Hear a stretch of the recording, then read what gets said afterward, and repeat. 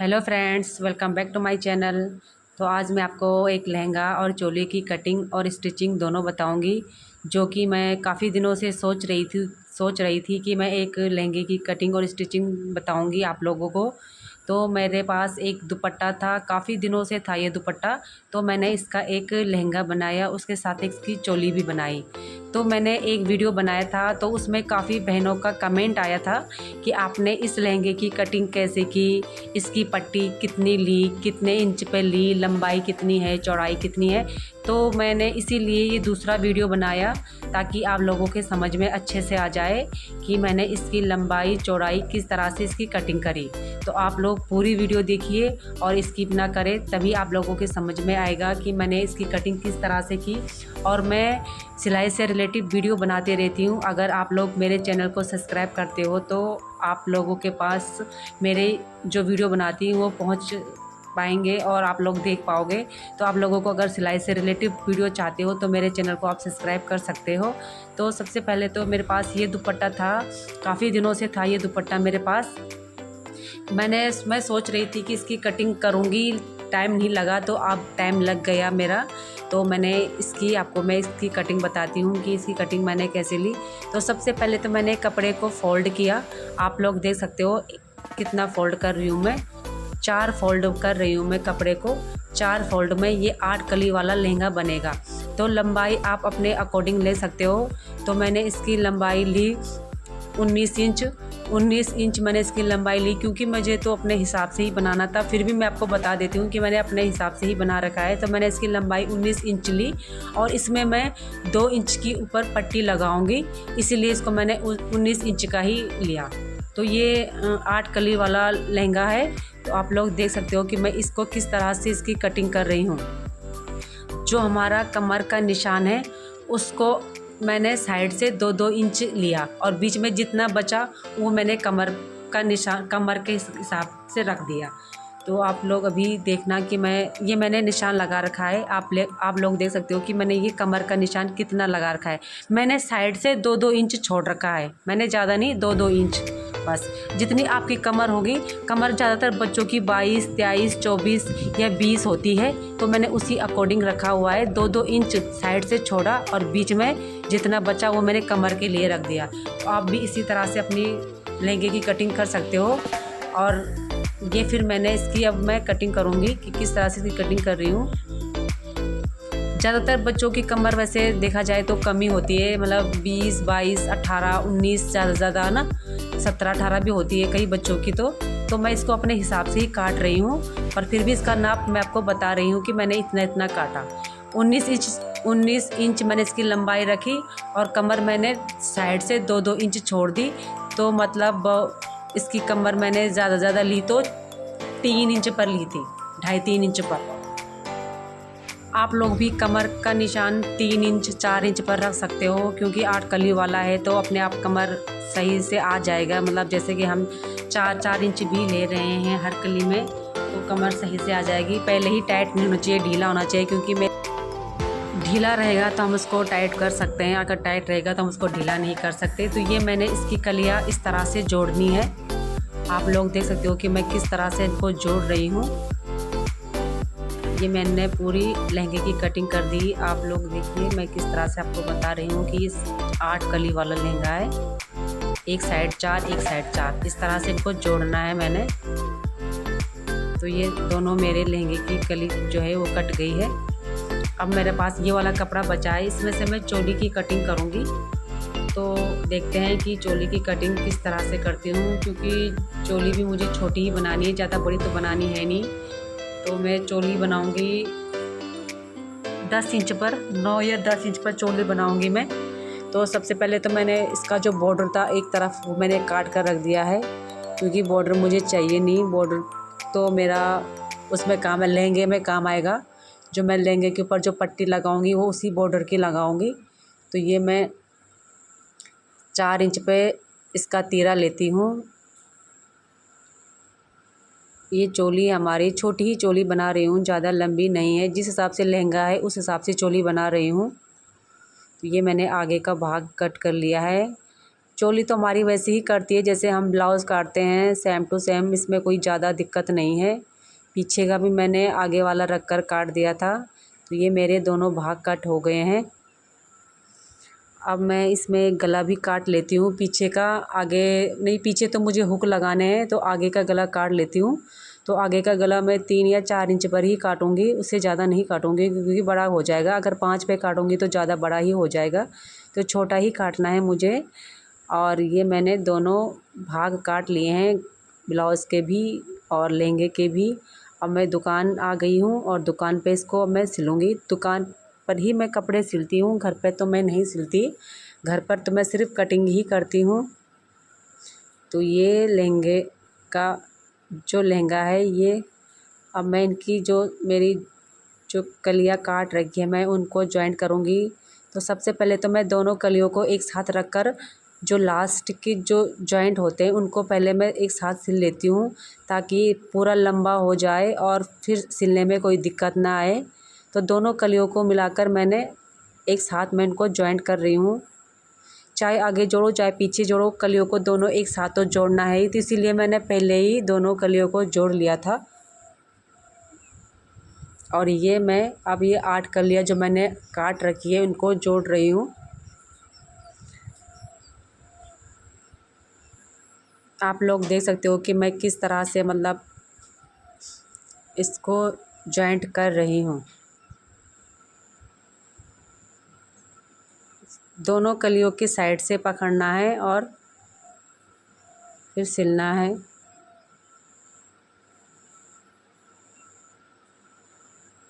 हर एक कली को हर तरफ से आधा आधा कलियाँ काट रखी है मैंने, नीचे पूरी नहीं काटी। ऐसे कटिंग करने में जो लहंगा का घेर होता है वो बहुत अच्छा बनकर आता है और सिलने में भी आसानी होती है, ज़्यादा दिक्कत भी नहीं आती। अगर आप लोग भी इसी तरह से काटोगे तो आप लोगों को भी दिक्कत नहीं होगी और घेर भी बनकर आ जाता है।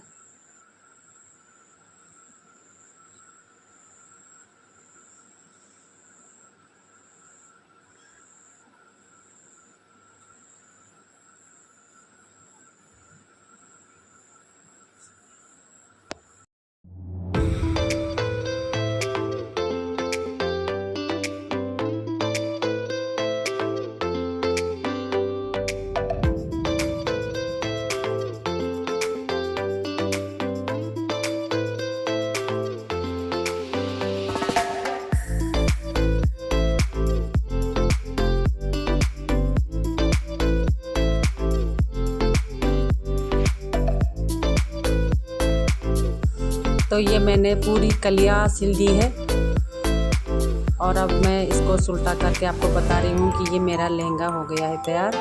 अब मैं इसमें पट्टी लगाऊंगी, तो पट्टी मैं उसी की लगाऊंगी जो मैंने काटी थी घर पर। तो बताती हूँ मैं पट्टी कैसे लगाऊंगी। तो ये है लहंगा, आप देख सकते हो, इसको मैं आपको पूरा दिखा रही हूँ। पूरा लहंगा है, छोटा सा लहंगा, और ये इसकी पट्टी है, ये मैं पट्टी लगाऊंगी इस पे ऊपर से। वैसे मैं इस पट्टी को मतलब सुलटे से उल्टे की तरफ भी लगा सकती थी, लेकिन मैंने ऐसा नहीं किया क्योंकि मैंने सुलटे से ही उल्टे की तरफ लगाना है इसको। तो आप चाहो दोनों साइड से लगा सकते हो, उल्टे से भी सुलटे से भी सफाई आई जाती है उसमें। पट्टी लगाने का भी सिंपल ही तरीका है, कोई ज़्यादा नहीं है। जैसे हम बेल्ट लगाते हैं सलवार की, सेम वैसी ही लगाई मैंने।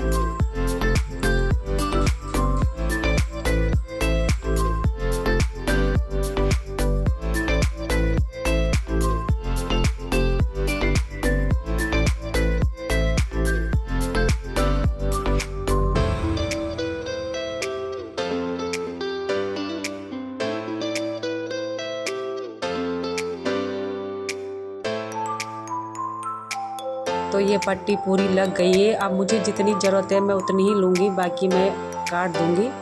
अब इस पर मैं थोड़ा नाड़ा डालने के लिए बना लेती हूँ, जैसे हम सलवार पे नेफा बनाते हैं वैसे ही।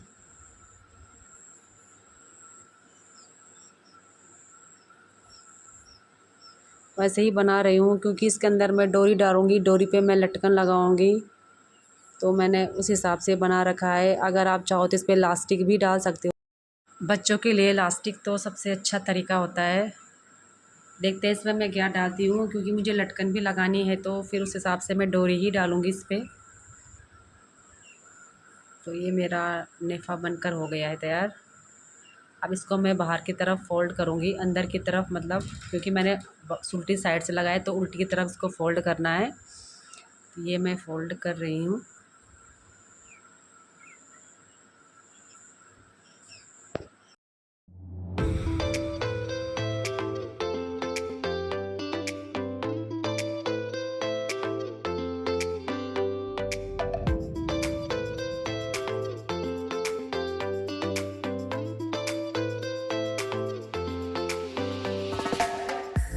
तो मैंने ये फ़ोल्ड कर दिया है।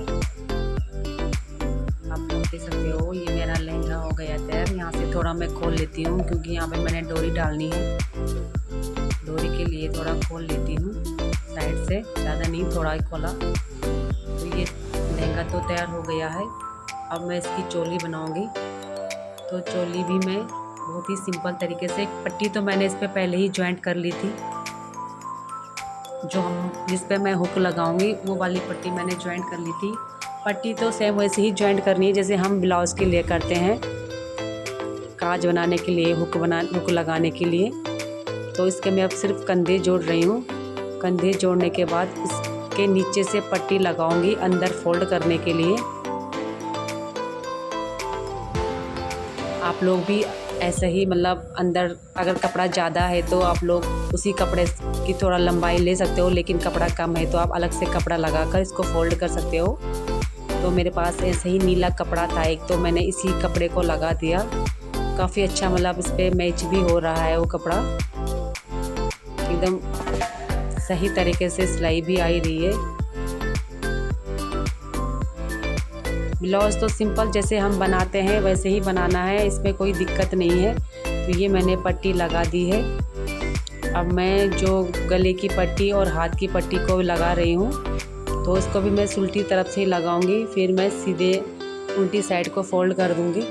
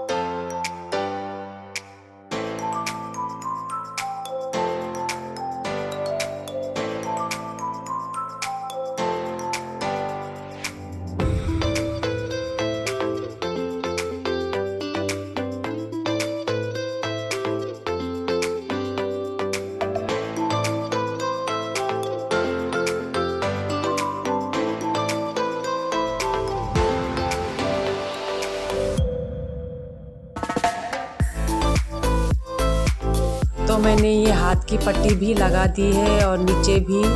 अब सिर्फ मेरे लिए रह गई गले की पट्टी। मैं गले की पट्टी लगाने के बाद फिर इसको फिटिंग करूँगी। तो पहले मैं फिटिंग के निशान ही लगा लेती हूँ, क्योंकि फिटिंग के निशान लगाने के बाद फिर गले की पट्टी ही रहेगी। फिटिंग भी मैं अपने हिसाब से रख रही हूँ। हुक मैं इसलिए ही लगा रही हूँ ताकि अगर टाइट हो जाए तो ढीला भी हो ही जाता है, पहले ही टाइट नहीं होना चाहिए कपड़ा।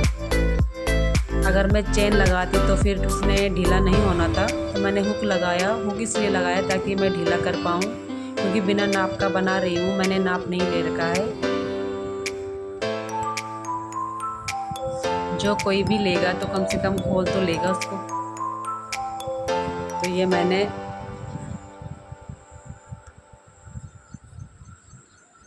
फिटिंग भी कर दिया है ब्लाउज़ को। अब मैं ये जो नीचे की पट्टी है इसको फ़ोल्ड कर लेती हूँ।